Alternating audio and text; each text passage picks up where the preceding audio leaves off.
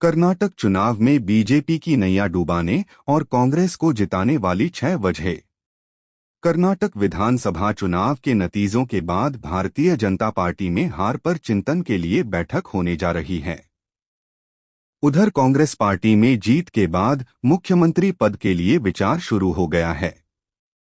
कर्नाटक के चुनाव में भारतीय जनता पार्टी और कांग्रेस दोनों ने अपना पूरा जोर लगाया था, लेकिन बीजेपी से कुछ गलतियां और कांग्रेस पार्टी के लिए कुछ तरकीबें कारगर रहीं। बीजेपी ने कौन सी गलतियां की और चुनावों के मद्देनजर कांग्रेस की तरकीबें क्या रहीं, इस पर विशेषज्ञों की राय के आधार पर ये 6 बातें सामने आती हैं। दोस्तों, अगर अभी तक आपने हमारे चैनल को सब्सक्राइब नहीं किए हैं तो कर लीजिए। आइए जानते हैं वो 6 कारण। 1. सत्ता विरोधी लहर की कोई मुनासिब काट नहीं। एक निश्चित अवधि तक सत्ता में रहने के बाद मतदाता अक्सर सत्ताधारी दल के प्रदर्शन से असंतुष्ट हो जाते हैं और बदलाव चाहते हैं। बीजेपी 2019 से सत्ता में थी। बीजेपी को बेरोजगारी और आसमान छूती महंगाई जैसे मुद्दों का सामना करना था। कांग्रेस ने इन्हीं मुद्दों को उठाया, लेकिन विशेषज्ञों के अनुसार बीजेपी इस पर कोई ठोस रणनीति तैयार करने में नाकाम रही। 2. स्टार कैंपेनर मोदी और पार्टी के दूसरे केंद्रीय नेताओं पर अधिक निर्भरता। राजनीतिक विशेषज्ञ विजय ग्रोवर ने बताया कि स्थानीय नेताओं को चुनाव अभियान में अधिक अहमियत नहीं दी गई और केंद्र के नेताओं पर जरूरत से ज्यादा निर्भरता थी। ब्रांड मोदी का जरूरत से अधिक इस्तेमाल भी काम नहीं आया। बीजेपी का ख्याल था कि पीएम मोदी की रैलियों और रोड शो से कम अतिरिक्त 20 सीटें इसकी झोली में गिरेंगी, लेकिन ऐसा नहीं हुआ। 3. लोगों ने ध्रुवीकरण की राजनीति को न कहा। कर्नाटक में कांग्रेस के सोशल मीडिया अध्यक्ष ने अपने एक ट्वीट में कहा कि ये साफ है कि बीजेपी की नफरत की सियासत की हार हुई है। उन्होंने लिखा, मोदी ने जितना हो सके मतदाताओं का ध्रुवीकरण करने की कोशिश की। अमित शाह और हिमंता बिस्व शर्मा ने प्रचार के आखिरी दिनों में अल्पसंख्यकों के खिलाफ और भी बुरी बातें कहीं, लेकिन वो विफल रहे। 4. गुटबाजी और पार्टी में बगावत। दक्षिणपंथी विचारक और राजनीतिक विश्लेषक डॉक्टर सुब्रोकामल दत्ता ने चुनावी मुहिम के समय कर्नाटक का दौरा किया था। वो कहते हैं, पार्टी में जो बगावत हुई और जिस तरह की कलह थी, खास तौर से सेंट्रल लिंगायत वाला इलाका और महाराष्ट्र से सटे कर्नाटक के इलाकों में, उसने पार्टी को बड़ा भारी नुकसान पहुंचाया। उनके मुताबिक साथ ही जगदीश शेट्टार की मांगों की कहीं न कहीं सुनवाई पार्टी के भीतर ही होनी चाहिए थी, जो किसी कारणवश बीजेपी ने नहीं किया।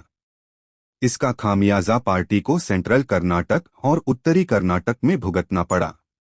दूसरे स्थानीय विशेषज्ञ भी कहते हैं कि कर्नाटक में पार्टी के भीतर आपसी कलह, आंतरिक संघर्ष और गुटबाजी के कारण बीजेपी की स्थिति कमजोर हो गई थी। यदि पार्टी एकजुटता से आंतरिक विभाजनों को दूर करने के बाद चुनाव मैदान में उतरती तो इसका असर उसके चुनावी प्रदर्शन पर पड़ सकता था। 5. कद्दावर नेता येदियुरप्पा को नजरअंदाज कर देना।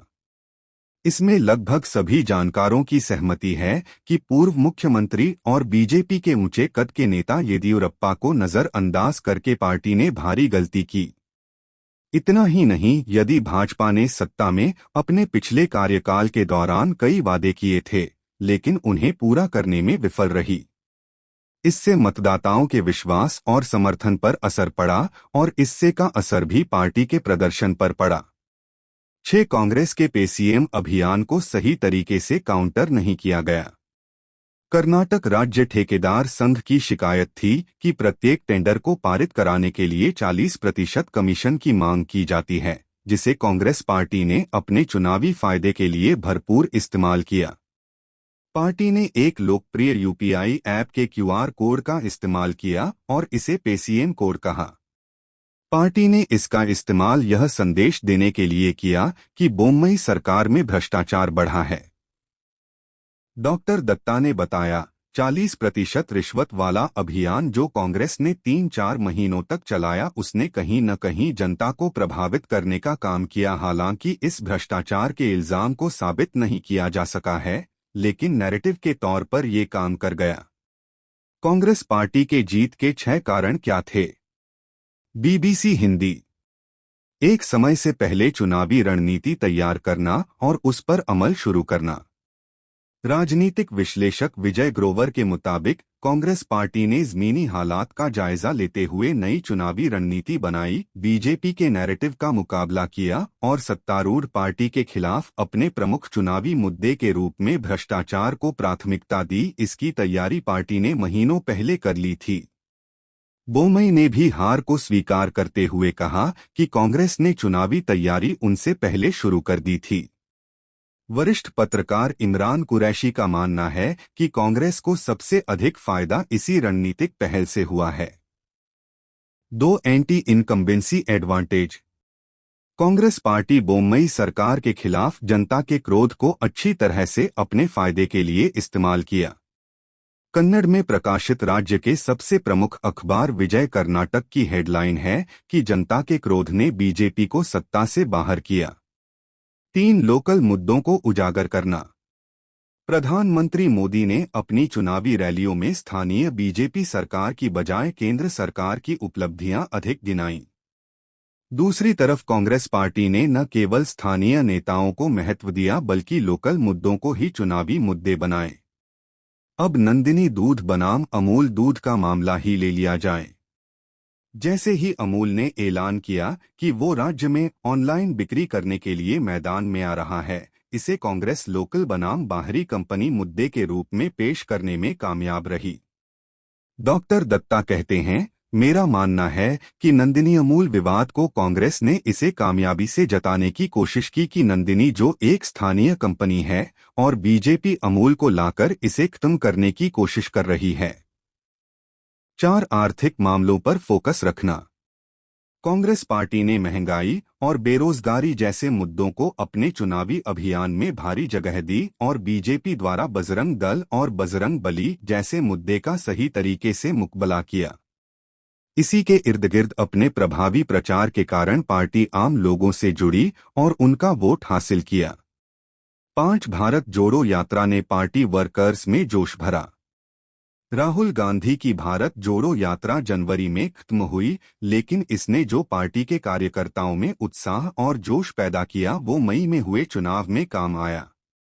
विश्लेषक मानते हैं कि भारत जोड़ो यात्रा ने पार्टी में एक नई जान फूंक दी और उसका लाभ उसे चुनाव में हुआ। 6 महिलाओं पर खास फोकस। कांग्रेस ने गरीब और ग्रामीण महिलाओं को लुभाने के लिए जमीनी सतह पर काम किया। पार्टी कुछ ऐसी योजनाएं लेकर आई जिससे अधिक फायदा महिलाओं को पहुंचे, जैसे कि प्रत्येक घर की महिला मुखिया को 2000 रुपए प्रति माह देने का वादा। कांग्रेस ने अपने चुनावी वादों में सभी घरों को 200 यूनिट मुफ्त बिजली देने की पेशकश भी की। जहां गरीबी रेखा से नीचे गुजर बसर करने वाले परिवार सार्वजनिक वितरण योजना (पीडीएस) के तहत 4 किलो चावल भी मुफ्त पाने के लिए संघर्ष कर रहे हैं, वहीं कांग्रेस ने प्रति व्यक्ति 10 किलो मुफ्त चावल देने का वादा किया है। ये सभी आश्वासन निश्चित रूप से मतदाताओं के लिए आकर्षक लग रहे थे, खासकर उन महिलाओं के लिए जो एलपीजी की कीमतों में बढ़ोतरी के साथ परिवार चलाने के लिए संघर्ष कर रही हैं।